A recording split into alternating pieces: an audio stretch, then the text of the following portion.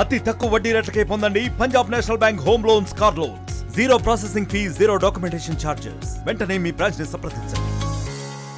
గంగరాజ్ గారు మాట్లాడుతూ అమిత్ షాతో భేటీ కూడా ముగిసినట్టు సార్. అమిత్ షా గారితో భేటీ జరిగింది. హైందవ శంకారం గురించి జరిగిన కార్యక్రమంతో వివరించాం. దేశవ్యాప్తంగా కూడా ఇటువంటి కార్యక్రమాలు జరపాలని విశ్వ హిందూ పరిషత్ యోచిస్తుంది. తప్పకుండా కేంద్రంలో తప్పకుండా ఈ దిశలో మీరు కూడా ఒక నిర్ణయం తీసుకుని న్యాయం చేయాలని కోరాం. ఇంకా ఎలా నిర్ణయాలు రాబోయే రోజులు ఎలా నిర్ణయాలు తీసుకోవాలంటారు?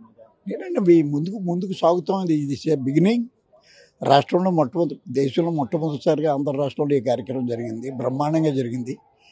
ఊహించిన దానికన్నా 10 రెట్లు ఎక్కువ మంది స్వచ్ఛందంగా అటెండ్ అయ్యారు. అది ప్రజల్లో ఉన్న భావం బయటపడింది. ఆ విధంగానే ప్రతి రాష్ట్రంలో కూడా ఇటువంటి భావం ఉంది.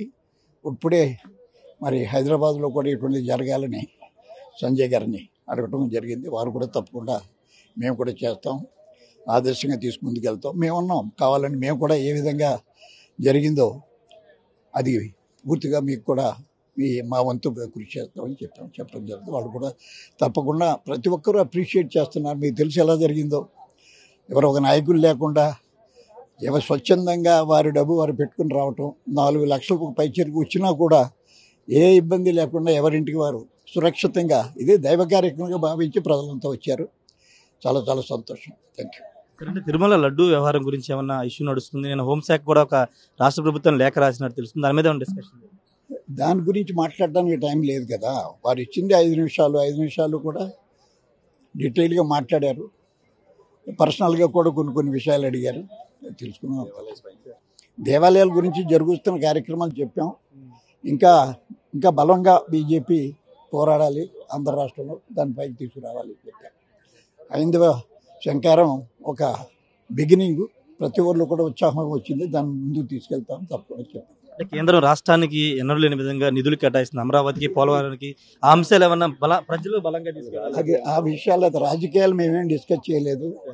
మాది విశ్వ హిందూ పరిషత్. మన హిందువులు కోరికలు నెరవేర్చడానికి మేము పనిచేస్తున్నాం తప్ప రాజకీయవేత్తలు ఎవరు మీరు చూశారు కదా, స్టేజ్ మీద ఎవరు లేరు. ఇది పొలిటికల్ కానే కాదు, ఇది హిందువుల సమస్య తప్ప ఆ సమస్యను సాల్వ్ చేయాలని నేను కోరుతున్నాను. మన తొక్కిసలాట గురించి ఏమన్నా హోంశాఖ ఏమన్నా తిరుమల జరిగిన తొక్కిసలాట గురించి కాదు, ఇటువంటివన్నీ జరుగుతున్నాయని చెప్పాం. ఇంకా ఈరోజు కూడా ఇటువంటి కార్యక్రమాలు జరుగుతున్నాయి. ఇది చాలా అన్యాయం. మరి వీటి మీద సరైన యాక్షన్ తీసుకోకపోతే మనకి చాలా ప్రాబ్లం. ముందు ఈ రియాక్షన్ చాలా పెద్దగా జరుగుతుందని కూడా చెప్తుంది. సారే మన రమేష్ గారు తప్పకుండా వారు అన్నారు. తప్పకుండా హిందువుల మనోభావాలు అంతా తీసుకుని కూడా కేంద్రం కూడా తప్పకుండా దాని గురించి పరిశీలించి మేము కూడా విల్ టేక్ నెసరీ యాక్షన్ అని చెప్పారు. Thank you sir. ఖచ్చితంగా హైందవ శంకరావ సభ సక్సెస్ అవడం పైన అమిత్ షా హర్షం వ్యక్తం చేసినట్టు తెలుస్తుంది. ఇలాంటి సభలు దేశవ్యాప్తంగా జరగాల్సిన అవసరం ఉందని అమిత్ షా కూడా బీజేపీ ఇక్కడ ఉన్న ఆర్ఎస్ఎస్తో పాటు అదేవిధంగా విహెచ్పి నేతలకి చెప్పినట్టు గోకరాజ్ గంగరాజ్ చెప్తున్నారు. తెలంగాణలో కూడా ఒక సభ నిర్వహించాలని బండి సంజయ్కి సూచించడం తెలుస్తుంది. ఆయన కూడా దానికి అంగీకారం తెలిపినట్టు తెలుస్తుంది. ముఖ్యంగా తిరుమలకు సంబంధించి తొక్కిసలాట, తర్వాత అంతకుముందు జరిగిన లడ్డు వ్యవహారానికి సంబంధించి కూడా అమిత్ షా మాట్లాడారు. దాని మీద ఏ విధంగా ముందుకు వెళ్ళాలని దానిపైన నిర్ణయం తీసుకున్నామని చెప్తున్నారు. వాటితో పాటు దేవాలయాల సంబంధించిన ఖచ్చితంగా కొంత నియంత్రణ ఉండాల్సిన అవసరం ఉంది. స్వయం ప్రతిపత్తి వ్యవహారం అంశం మీద కూడా అమిత్ షా దృష్టికి తీసుకెళ్లినట్లు గోకరాజ్ గంగరాజ్ చెప్పారు. పూర్తిగా విహెచ్పి ఆర్ఎస్ఎస్ సంబంధించినటువంటి హైందవ శంకరావ సభలను ఇంకా ఏ విధంగా నిర్వహించాలి, ఇక్కడ విజయవాడలో జరిగినటువంటి సభ ఏ మేరకు సక్సెస్ అయింది, ఏ విధంగా సక్సెస్ అయిన అంశాలని అమిత్ షా దృష్టికి తీసుకెళ్లినట్టు గోకరాజ్ గంగరాజ్ చెప్పారు. కెమెరా పర్సన్ శ్రీనివాస్ తో రాయ్ ఆర్టీవీ విజయవాడ నుండి. మరిన్ని వీడియోస్ కోసం ఛానల్ ని సబ్స్క్రైబ్ చేయండి. లేటెస్ట్ అప్డేట్స్ కోసం వాట్సాప్ ఛానల్ ని ఫాలో అవ్వండి. ఆ లింక్ డిస్క్రిప్షన్ లో ఉంది.